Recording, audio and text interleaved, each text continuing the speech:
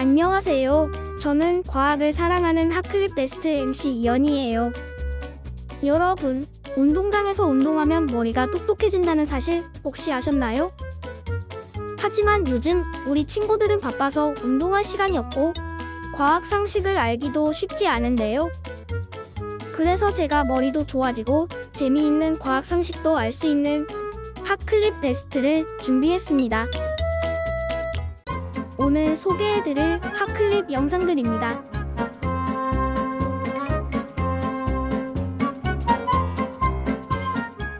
(2001년) 우리나라 최초로 이동할 때 몸에 지닐 수 있는 웨어러블 PC를 개발하면서 언론의 주목을 한몸에 받았던 주인공, 바로 한국의 스티브 잡스라 불리는 정우덕 씨입니다. 보면은 이쪽에 이제 본체가 있고요. 그리고 이쪽에 이렇게 키보드가 있고, 이렇게 마우스 역할을 하는 트랙볼, 그리고 이쪽에는 이런 식으로 발을 찰 수 있는 모니터가 이렇게 있어요. 그리고 이쪽에 열어보면은 이제 작동하기 위한 배터리도 집어 들어 있었습니다. 이런 식으로 해서 이제 몸에다 이렇게 입고서 다녔죠. 개발 초기 왼손에는 태블릿, 오른손에는 키보드를 착용한 후 이를 구동하기 위한 배터리와 다른 부품들은 조끼에 담아서 휴대할 수 있도록 만든 형태인데요. 크고 무거운 데스크탑을 어떻게 하면 작게 만들어 휴대할 수 있도록 할 것인지 수많은 고민 끝에 이뤄낸 결과물입니다. 어디서든 데스크탑 같은 컴퓨터를 쓰고 싶었어요. 그러다 보니까 그걸 만들 수 있는 유일한 형태는 아예 부품을 다 분산시켜서 컴퓨터 형태로 만드는 것이 최적이다라고 생각을 하고, 이제 휴대를 하면서 쓸 수 있다는 것은 해둬야 됐는데, 그래서 좀 더 개선을 해보자 해서 아예 모든 것을 다 조끼에다 다 넣자. 그래서 이것이 이제 버전 2예요.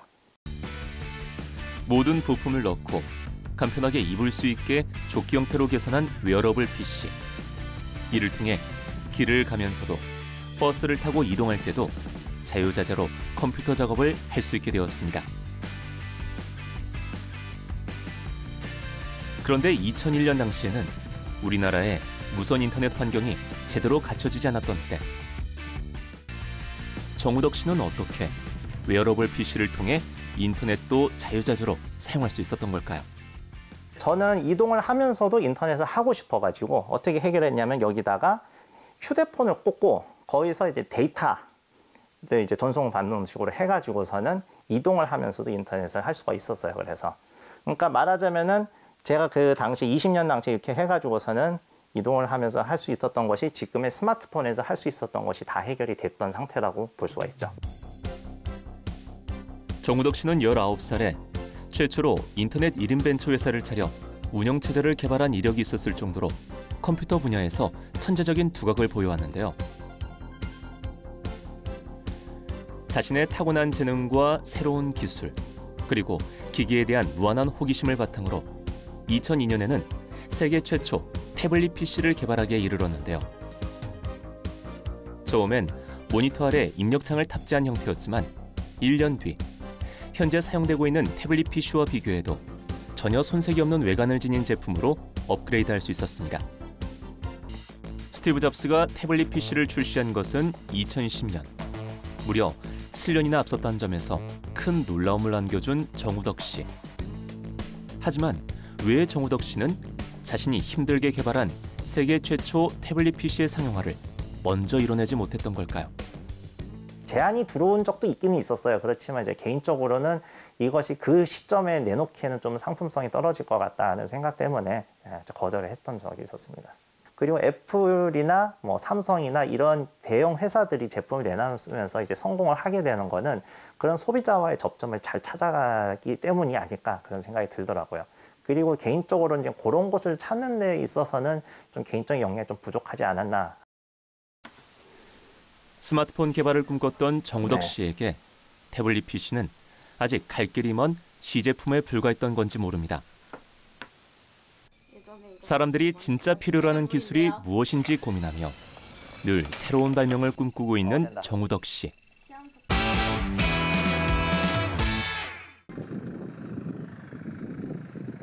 고도화된 전력 설비와 고효율 신재생 발전 설비의 연계 개발을 통해 안정적인 전력 공급을 위한 연구에 몰두하고 있는 한국전력.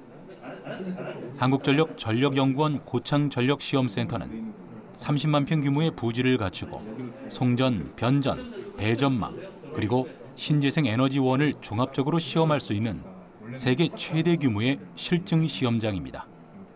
여기는 이제 한전전력연구원에서 이쪽 전력 설비를 연구하는데요. 연구 설비에 대해서 이제 실제로 초과압을 걸어가지고 실제로 실증하는 그런 설비입니다. 그래서 총 한 31개 동의 실증 시험장이 있고요. 그 중에 이제 송전, 변전 그리고 그다음에 배전 그리고 이제 나머지 이제 신재생 이런 것 총 망라해가지고 축구장으로 보면 한 104개 면적으로 되어 있습니다. 현재도 이곳에선 365일 24시간에 걸쳐 연속 시험이 진행되고 지속 가능한 내일을 준비하기 위한 친환경 신재생 전력 연구도 끊임없이 이루어지고 있습니다. 태양광과 더불어 탄소 없는 사회를 이끌어갈 또 하나의 신재생 에너지원, 바로 풍력 발전입니다. 해상 풍력은 육상 풍력보다 소음이 작고 여러 구조물에 의해 바람의 양이 줄어드는 육상 풍력과 달리 비교적 바람의 흐름이 안정적이라는 장점이 있죠. 전 세계 해상 풍력 누적 설치량은 2009년 1.8기가와트에서 2020년 기준 35.3기가와트로 10여 년 사이에 무려 19배나 늘어났습니다. 2040년에는 1,000조 원 이상 규모의 세계 시장이 형성될 것으로 예측되는데요. 우리나라의 경우는 어떨까요? 우리나라의 건설이 가능한 풍력 발전 단지의 총 발전 용량은 39기가와트. 이 중 약 60%인 22기가와트는 해상 풍력입니다. 원전 20기를 훌쩍 넘는 대규모 시설이라고 하는데요. 하지만 현재 국내 해상 풍력 설치 용량은 142메가와트로 전 세계에서 차지하는 비율은 0.5% 이하로 매우 낮죠. 우리나라는 세계 5대 해상풍력 강국 성장이라는 새로운 목표가 있습니다. 현재 제주를 포함한 서남해 해역을 중심으로 43개 단지에서 약 9.6기가와트 용량의 해상풍력이 설치될 예정이고요. 2030년에는 12기가와트급 해상풍력 단지 추진을 목표로 하고 있습니다. 이를 발판으로 국내 풍력 산업의 해외 진출과 글로벌 경쟁력을 확보하고자 노력하고 있습니다. 신재생에너지 개발 연구는 미래 후손을 위한 노력이기도 합니다. 그렇기 때문에 투자를 통해 빠른 시간 내 안착시키는 게 중요하죠. 한국전력은 그 중심축에서 더 값싸고 깨끗한 에너지를 활용할 수 있도록 노력하고 있습니다. 새로운 신재생 에너지원을 개발하는데 다양한 인식 전환이 반드시 필요한 것은 사실입니다. 거기에 더불어 기존에 저희가 잘 구축된 기존 인프라에 대한 연구도 소홀히 하지 않아야 된다고 저는 판단을 합니다. 그래서 이 두 가지의 그 바퀴가 잘 맞물려서 돌아가야지 이 새로운 신재생 에너지원이 성공적으로 안착이 될 거라고 생각을 하고 있고요. 이에 대해서 이제 양쪽의 인재가 골고루 육성이 돼서 값싸고 그리고 깨끗한 그런 전기들이 개발될 수 있도록 고창전력센터가 열심히 노력하도록 하겠습니다. 기후위기 대응을 위해 전 세계 에너지 패러다임이 변하고 있습니다. 우리나라의 탄소 중립 에너지 혁명, 큰 변화의 흐름 속에서 지속 가능한 미래를 위해 무엇을 해야 하는지 짚어봅니다.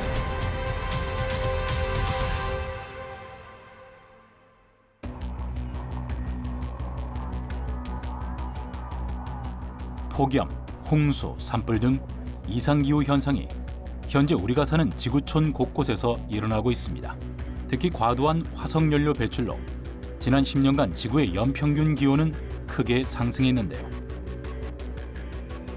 2020년 북극 대부분 지역의 기온이 이례적으로 높았고 우리나라를 포함한 중국과 일본 등 동아시아에서는 기록적인 장마와 집중호우가 발생했습니다. 또 미국에서도 산불과 초강력 토네이도로 수많은 인명피해를 남겼죠. 2020년 지구 평균 기온은 14도로 산업화 이전 대비 1.2도가 높아졌는데요. 그 이전 지구의 평균 온도는 올해도록 거의 변화가 없었죠. 한국은 세계 7위의 탄소 발생국이자 G20 국가 중 4번째인 화석연료 투자국으로 대표적인 가해 국가 중 하나입니다. In the past 30 years, governments and citizens have become aware of the global climate change risk. A cross-national study of the American Pew Research Center shows that South Korea is one of those countries in which the population is particularly concerned. 역설적이게도 우리나라 역시 기후위기로 인한 피해로부터 안전할 수 없습니다. 2021년은 한반도 연평균 기온이 역대 2번째로 높았던 해로 기록되었고, 이대로 가다가는 2050년에 한국은 아열대 기후 국가로 변할 것이라는 예측까지 나오고 있는데요. 이와 같은 암울한 예측 속에서 우리가 할 수 있는 것은 단 한 가지.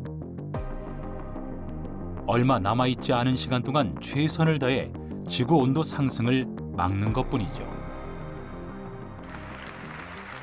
날이 갈수록 뜨거워지는 지구로 인해 2015년 프랑스 파리에서 열린 유엔 기후변화 회의에선 지구 평균 온도 상승폭을 산업화 이전 대비 2도 이하로 유지하고, 나아가 온도 상승폭을 1.5도 이하로 제한하자는 파리 기후변화 협정이 채택됐습니다. 온실가스 배출로 인한 지구 온난화를 막아보자는 겁니다. 그리고 최근엔 기업에서 사용하는 전력의 100%를 재생에너지로 대체하자는 국제적 기업 간 협약 프로젝트인 알리100을 선언한 글로벌 기업이 340여 개에 이르고, 국제사회 에너지 전환에 대한 요구는 더욱 거세져 가고 있습니다. 이에 따른 관련 연구의 필요성이 대두되며 전문 인재 양성이 중요한 과제로 떠오르고 있죠.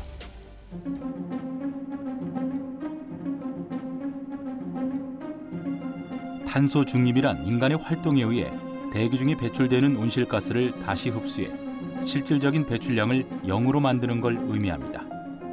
현재 전 세계에서 배출되는 온실가스의 75%가 에너지 소비 과정에서 발생하죠. 특히 우리나라의 경우 에너지 부문에서 배출하는 온실가스 비율이 87%로 상당히 높은데요. 따라서 청정에너지 구조로 에너지 부문을 전환하는 것이 탄소 중립 실현의 핵심 중 하나입니다. 우리가 에너지를 뭐 할 때 사용하지?를 생각한다면 우리가 뭐 이동할 때도 사용을 하고요. 생활할 때 냉난방을 할 때도 사용을 하고요. 또 무언가 생산하는 일을 할 때도 공장에서든 사무실에든 에너지를 사용하고 있습니다. 그렇기 때문에 여러 가지 섹터들이 함께 연동이 되고 함께 변화해서 무언가 새로운 어떤 생태계를 형성하는 그러한 변화에 놓여 있다라고 보시면 될 것 같습니다.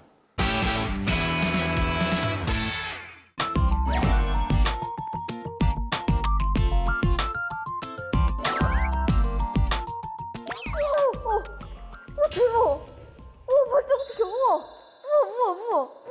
발자국 찍혀! 내가 이렇게 찍으면 여기 찍힌다? 대박이지? 우와, 대박! 와, 닐 암스트롱처럼 달에 멋진 발자국을 남기고 있었네요. 안녕하세요. 네, 안녕하세요.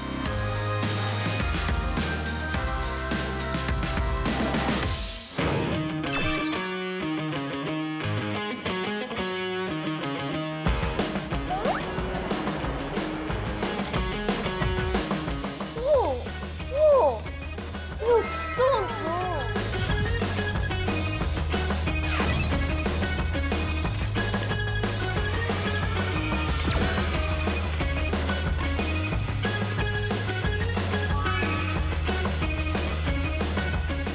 이걸로 다 관측하는 거예요?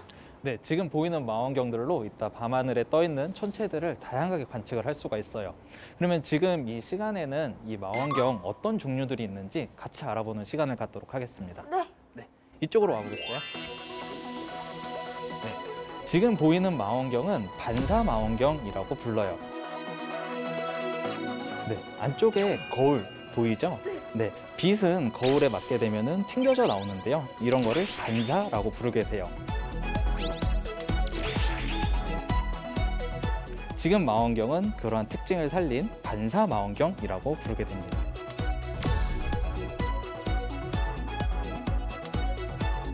네, 아까 봤었던 망원경하고 다르게 지금 망원경은 안에까지 훤히 다 보이죠? 네, 렌즈를 통과해서 빛이 이동을 하게 되는데요. 렌즈를 통과를 할 때 빛은 꺾여지게 됩니다. 네, 이런 거를 두 글자로 굴절이라고 부르게 되는데요.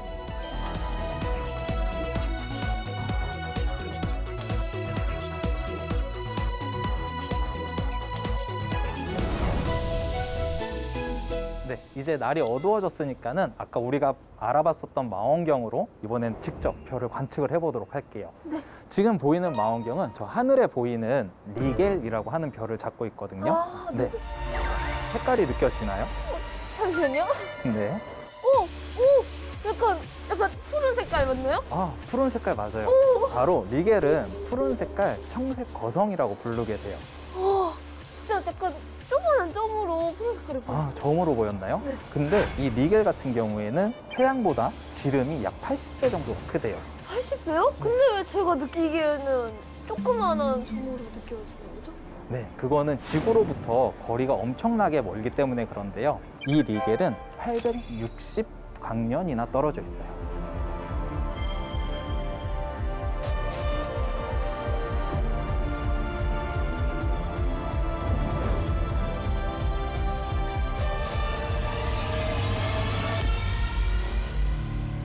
혹시 근데 선생님 네. 이걸로 다른 별도 관측할 수 있을까요? 아, 네. 겨울철 별 중에서 리겔하고 같은 별자리에 있는 베텔기우스라고 하는 별을 같이 한번 관측해 보도록 할게요. 베텔기우스. 기우스. 네. 네.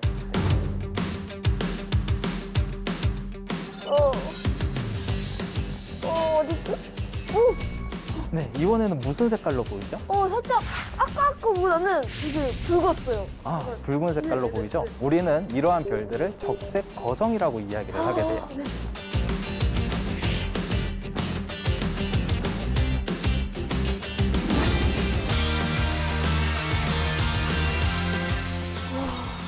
선생님, 진짜 별의 크기에는 뭐 한계라는 게 없는 것 같아요. 어떠셨어요? 흥미로운 내용들이 많이 있었나요? 여기서 끝이 아닙니다. 재미있고 알찬 핫클립 베스트 이어서 보겠습니다.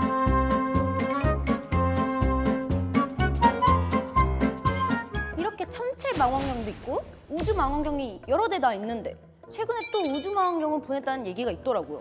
뭘까요? 왜죠? 네, 최근에 우주망원경을 보냈는데요. 혹시 제임스 웹 망원경이라고 들어보셨나요? 제임스 웹?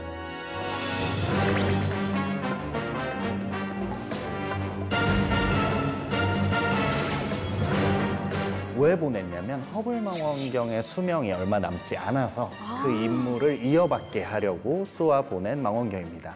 크기 정말 엄청나고요. 들인 예산만 12조 가까이 됩니다. 12조요? 아니 그게 뭐 얼마나 그렇게 대단하길래 일단 모양을 한번 보실까요? 자, 이건데요. 엥? 이게 우주로 가는 망원경이라고요? 이거 약간 모양이 진짜 크다. 진짜 벌집같이 생겼어. 벌 같아. 그렇죠. 네, 이게 주반사 거울이라는 건데요. 18개의 거울이 빛을 모아서 별을 관찰하게 됩니다.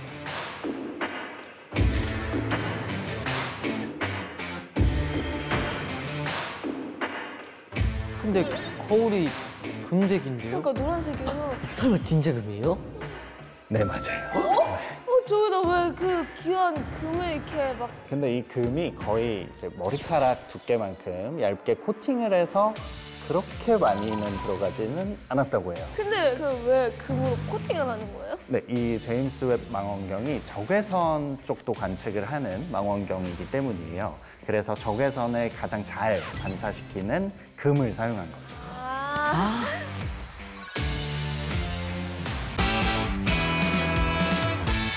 와이파이의 원천 기술을 개발한 발명가는 의외의 인물이었는데 그 주인공은 1940년대 할리우드 대표 여배우 헤디 라마로 오스트리아 대생의 유대인이었던 그녀는 마이 페이보릿 스파이, 삼손과 데릴라 등 여러 영화에 출연하며 큰 인기를 끌었는데 그녀는 어릴 때부터 과학을 좋아하고 특히 기계 작동 원리에 관심을 가졌는데 배우를 하면서도 신호등의 디자인 개선, 거동 불편자를 위한 욕조 장치 등 일상생활에 필요한 다양한 발명품을 내놓기도 했다. 2차 세계대전이 한창이던 그때 충격적인 소식이 전해졌다. 피라미드 탄 영국 여객선이 독일 잠수함 유보트의 어뢰로 격침된 것이었는데 당시 70명의 어린이를 포함해 293명이 사망한 것으로 밝혀졌다. 이럴 수가. 내가 이런 시국에 배우 일로 돈을 벌다니. 안 되겠어.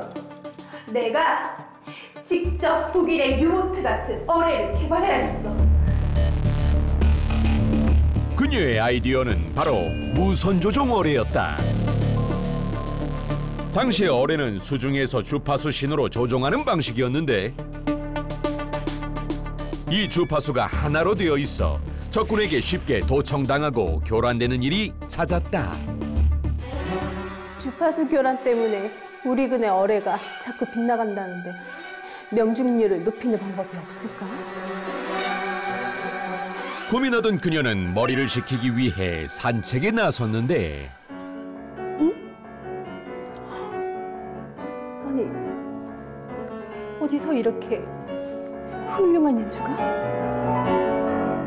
아니, 어떻게 그렇게 음이 자유자재로 올라갔다 내려갔다 올라갔다 내려갔다? 아니, 왜 그러시죠? 방금 제 머릿속에 좋은 아이디어가 떠올랐거든요. 그리고 그녀는 갑자기 여러 개의 그래프를 그리기 시작했는데 이거 보이시나요? 네. 이것이 바로 큰 주파수. 이거는 작은 주파수. 이 주파수를 마음대로 올라갔다 내려갔다 올라갔다 내려갔다 할 수 있다면 적들이 함부로 주파수 교란을 할 수 없을 거라고요. 그녀는 주파수를 바꿔가며 통신을 주고받는 주파수 도약 기술을 떠올린 것이었다. 그 후 조지 엔텔과 함께 개발에 착수한 그녀는 1942년 특허를 출원했다. 국가를 위해서 이 기술을 정부에게 기증하겠어요. 하지만 당시 미 해군은 이 기술에 대해 잘 알지 못했으며 제품으로 만들 능력도 없어 이를 활용하지 않았다. 빛을 보지 못했던 그녀의 특허 기술은 1950년대에 들어서야 재조명되기 시작했는데 그녀의 도청 방지 아이디어를 이용해 루즈벨트 대통령과 처칠 총리가 통화를 하며 세계 최초의 디지털 전화 접속이 이루어졌다. 그리고 그 후 데이터 전송, 이동통신 연결망, 무선 인터넷이 탄생했고 오늘날 와이파이의 원천 기술로도 헤디 라마의 아이디어가 사용되고 있다.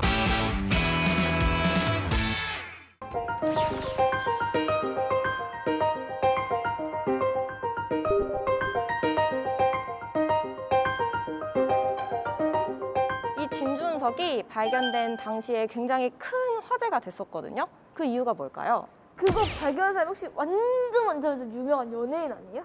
혹시 BTS 아니에요? 그래서 소우주라는 노래 만든 거 아니에요? 그런가?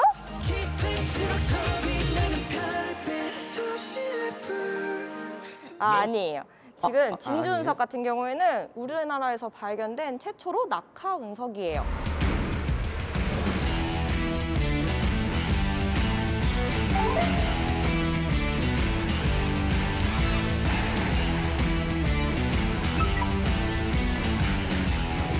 근데 이 진주운석은 처음으로 관측이 된 거죠. 그래서 굉장히 화제가 되었었어요. 아.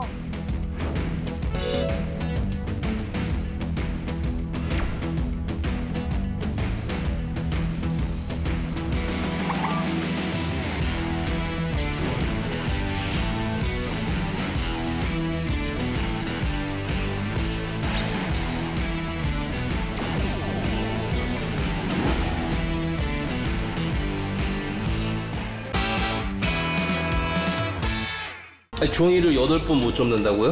오케이. 정말 사실일까? 그래서 A4 용지를 준비했습니다. 자, 그럼 접는다. 먼저 반으로 접어보는데 아주 쉽게 접히는 종이. 두 번째도 뭐 어렵지 않게 접을 수 있었습니다. 그 뒤에도 힘들이지 않고 접어가는데 지금부터 조금 접기 힘들다.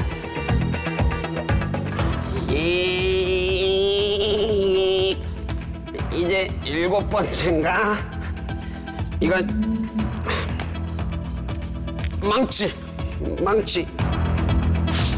하하, 이젠 망치까지 등장. 망치로 꾹꾹 눌러서 겨우 7번째까지 성공. 여기서 마지막 접으면 에잇. 우와. 하지만 도저히 안 될 사이즈. 너다 너. 에잇 접는 건 너 안 된다. 아깐 작아서 못 접은 것 같으니 아예 큰 전지로 스타트. 이번에도 6번까지는 쉽게 접을 수 있었고 7번째도 아무튼 성공.